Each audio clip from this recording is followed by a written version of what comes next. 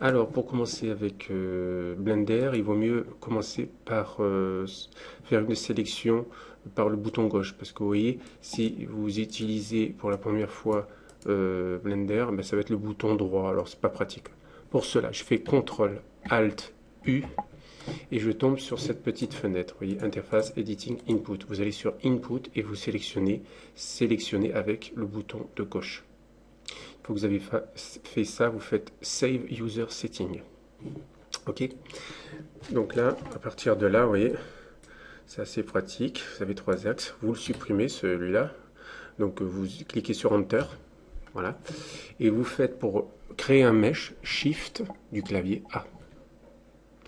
Allez, je vais sélectionner un cylindre. Et je vais pouvoir ici mettre 100 par exemple, pour qu'il soit bien arrondi. Là, ça va être le radius. Donc là, le rayon, la profondeur. Voilà, par exemple, je peux faire ça. Tac. Là, je peux manipuler dans l'axe des... ben là, c'est un axe bleu. Normalement, c'est l'axe des Z, mais là, c'est Y. Je vais pouvoir le dupliquer, toujours en mode Object.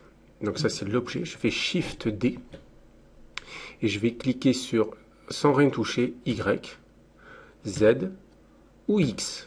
Donc là, je me mets en l'occurrence en Z. C'est assez pratique. Vous voyez, il a dupliqué. Donc Shift D pour le dupliquer. Voilà. Ensuite, soit vous tapez sur Tab de votre clavier, à côté du A, soit vous sélectionnez le mode Edit, Edit Mode. Alors, vous voyez ici, on a carrément tous les vertex, mode vertex, Edge, Face. Donc en mode vertex, tout est sélectionné. Pour désélectionner, je clique sur A ou A pour tout sélectionner. Donc voilà, ça m'intéresse. Je vais donc sélectionner un seul vertex, voilà, par exemple, ou même pas du tout, n'importe. Voilà. Je vais pour sélectionner, ce qui m'intéresse, c'est de sélectionner tous les vertex qui se trouvent à cet étage-là. Faire un loop, ce qu'on appelle un loop. Donc cette ceinture, on va donc pour tout sélectionner, on reste appuyé sur Alt du clavier et on clique comme si on sélectionnait, hop, tout ça. Et je relâche Alt.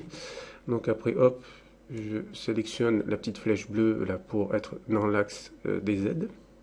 Ouais, c'est un axe, ils sont inversés avec les Y. Une fois que j'ai ça, voilà, on va le mettre jusqu'en bas. Je clique sur A pour tout désélectionner.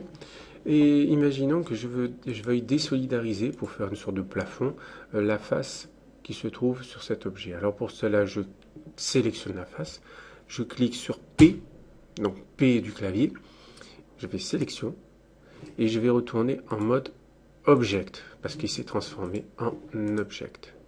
Et vous voyez, on a bien une face, la face désolidarisée du bloc ici.